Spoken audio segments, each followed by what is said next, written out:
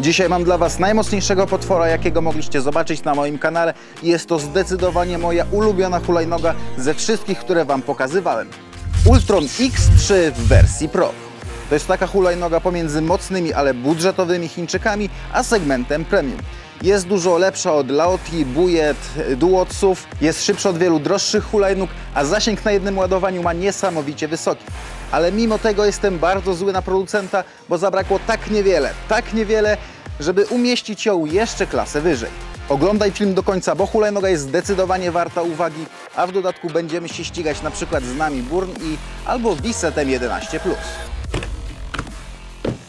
Już na pierwszy rzut oka widzimy, że jest duża. Nie widziałem, żeby inna hulajnoga miała tak szeroki podest. Nawet szersza jest od Duotsa. Podnóżek wydaje się mały, ale jest standardowych rozmiarów, to przez ten podest wygląda na mniejszy. Miejsca Wam na niej na pewno nie zabraknie. Wraz z hulajnogą dostajemy dwie ładowarki 2A, pompkę oraz zapasowe klocki hamulcowe. Pojedyncza sztyca kierownicy bez regulacji wysokości, aby minimalizować ryzyko powstania luzów. Sama kierownica jest szeroka, jak dla mnie to najwygodniejszy rozmiar i zapewnia dobrą kontrolę nad hulajnogą. Na kierownicy znajdziemy niestety klasyczny chiński zestaw, osprzęt znany z wielu innych modeli. Manetka gazu na palec wskazujący. Na filmie będziecie widzieć tutaj różne modele, ale o tym później. Po lewej włącznik świateł, kierunkowskazy oraz głośny klakson.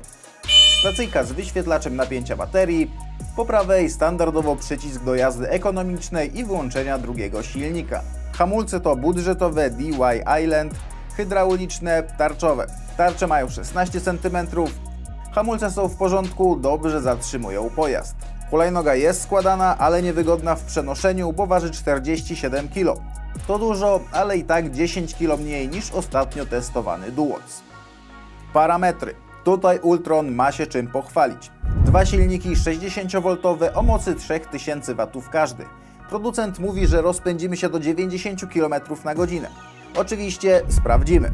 Teraz dwie najważniejsze rzeczy, czym różni się zwykły model X3 od mojej wersji Pro. Po pierwsze, tutaj mamy dwa kontrolery sinusoidalne 50A zamiast 45, co zwiastuje jeszcze lepsze przyspieszenie. A co ważniejsze, to mamy oryginalne markowe ogniwa LG o pojemności aż 45 Ah. Mało która hulajnoga ma tyle. Producent mówi, że przejedziemy na niej 100 km, ale już Wam mogę powiedzieć, że można przejechać więcej. Oświetlenie. Z przodu mamy duże lampy, które są jasne i świecą szeroko. Wystarczą do nocnej jazdy przy oświetleniu ulicznym, ale do kompletnej ciemności zalecałbym zamontować dodatkową lampkę na kierownicy. Możemy dostosować położenie soczewek, ale bardzo nie lubię tego mocowania, bo jest dosyć delikatne. Podstawa dookoła świeci się na tęczowo. Będziecie bardzo widoczni. Niestety nie mamy możliwości zmiany koloru czy trybu świecenia. Dodatkowo w czterech rogach podestu mamy umiejscowione małe diody doświetlające. Na sam koniec lampa tylna umieszczona pod podnóżkiem. Sygnalizuje hamowanie i ma też wbudowane kierunkowskazy, ale one są prawie niewidoczne. A jak się na niej jeździ? Mimo swoich potężnych rozmiarów hulajnogę prowadzi się zaskakująco lekko. Nie czuć tej wagi ani podczas przyspieszania, ani podczas manewrowania. Oczywiście nie porównujmy jej do typowo miejskich małych hulajnóg, ale uwierzcie mi, prowadzi się ją lżej niż na to wygląda. Dla lepszej zwrotności, szczególnie na asfalcie, zmieniłbym opony na szosowe, ale to już Wasza decyzja, gdzie częściej jeździcie. Zawieszenie to podwójno-sprężynowo-olejowe amortyzatory i obydwa mają kontroler redumpu. Już nawet po tym widać, że jest to lepsza hulajnoga niż tanie Chińczyki, którym zależy tylko na dużych osiągach i niskiej cenie. Amory nie wyglądają na drogie, ale działają zaskakująco dobrze, dużo lepiej niż się wcześniej spodziewałem. Ma duży zakres ruchów, możemy je utwardzać, ale też i ustawiać, jak szybko będą odbijać po kompresji sprężyny. Zdecydowanie najwygodniejsze zawieszenie z tych hulajnóg, które Wam pokazywałem na kanale. Opony to bezdętkowe, szerokie 11-calówki przystosowane do jazdy w terenie.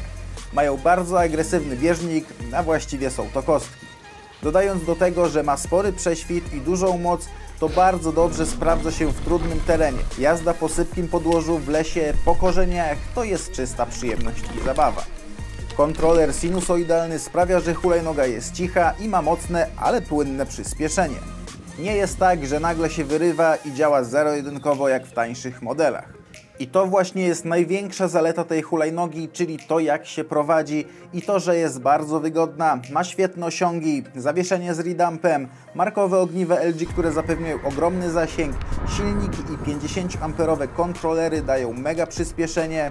Wrażenia z jazdy są jak z hulajnóg z najwyższej półki. Do najdroższych nami jeszcze jej trochę brakuje, ale nie ma się czego wstydzić. Na początku filmu powiedziałem, że jestem wkurzony na producenta, bo Ultron ma kilka takich małych, ale oczywistych wad i tym bardziej jest to wkurzające, że to są takie drobne wady łatwe do naprawienia, że oni powinni to zrobić na etapie produkcji i wcale by ich produkcja drożej nie wyszła. Może jakieś 5-10 dolarów więcej od sztuki. Po pierwsze, kiepska kontrola jakości przed wysłaniem hulajnogi. Mój model przyjechał ze złamanym dekiem. Na początku myślałem, że to jest tylko zarysowany papier, ale nie, akryl był pęknięty. Manetka z wyświetlaczem miała problem z sekundowym opóźnieniem. Po dodaniu gazu ruszała sekundę później, tak samo z odpuszczeniem gazu. Na szczęście producent wymienił mi ją na inną, klasycznego TF100 i już problemu nie było. Jeśli zamówicie ją i będziecie mieli takie wady, to koniecznie zgłaszajcie je producentowi. Dodatkowo po przejechaniu jakichś 300 km kolorowe LEDy przestawały świecić tak same z siebie, a później znowu zaczęły działać. Pewnie jakiś konektor przestaje stykać przez wibracje. Muszę się temu bliżej przyjrzeć, ale obecnie działają prawidłowo, więc mi się nie spieszy. Dalsze oszczędności pojawiają się w samoodkręcających się śrubach, szczególnie tutaj przy zawieszeniu. Także przed pierwszą jazdą kupcie sobie klej do gwintów i przesmarujcie śruby. Mi jedna wypadła w trakcie jazdy i musiałem dosztukować. Kolejno uchwyt, na którym zamocowano lampki. Wygląda, jakby tak od niechcenia stworzył go sam król druciarstwa. No, to ja robiłem. Nie zdaje to egzaminu, nawet jak dokręcicie śruby na maksa, to lampy i tak się będą telepać, a światła skakać na najmniejszych wybojach. Kierunkowskazy, no niby są, ale są tak niewidzialne i bezużyteczne, że nawet ich nie używam, tylko macham nogami jak pajac. Wiem, że wiele osób nie lubi tych pływających kierunków, które są na przykład w Laotii, ale one przynajmniej spełniają swoje zadanie. I to są takie wady, które są tym bardziej wkurzające, że są oczywiste i łatwe do naprawienia. Tym bardziej producent sam powinien to zrobić, a nie oszczędzić te 5 dolarów. Tak naprawdę z wad to by było tyle. Nie znalazłem nic poważnego, co byłoby czerwoną flagą dla tej hulajnogi. Teraz o moich osobistych preferencjach, co chciałbym, aby było inne. Ta hulajnoga do tanich nie należy, ale osprzęt na kierownicy jest typowy dla mocnych, ale budżetowych Chińczyków. Działa wszystko poprawnie, ale to tani plastik. Chciałbym, aby zamontowali tutaj trochę coś innego, żeby właśnie wyróżnić się z całych zastępów Laotii, bojek i Duotsów. Druga sprawa to opony. Te są typowo terenowe, bieżnik to tak naprawdę kostka. Ja po terenie za często nie jeżdżę, dlatego wolałbym, aby hulajnoga przychodziła na hybrydach albo szosówkach. Obecna guma jest bardzo głośna, kiepsko wchodzi w zakręty i ma słabą przyczepność przy hamowaniu. Do lasu będzie idealna, ale na ścieżki rowerowe już nie za bardzo. Osiągi. Sprawdziłem zapewnienia producenta. Maksymalnie rozpędziłem się do 81 km na godzinę i to mierzone za pomocą GPS-a. Całkiem zacny wynik. I muszę powiedzieć, że Ultron jeździ bardzo stabilnie przy większych prędkościach. Nie ma amortyzatora skrętu, ale nie czuję, żeby go potrzebował.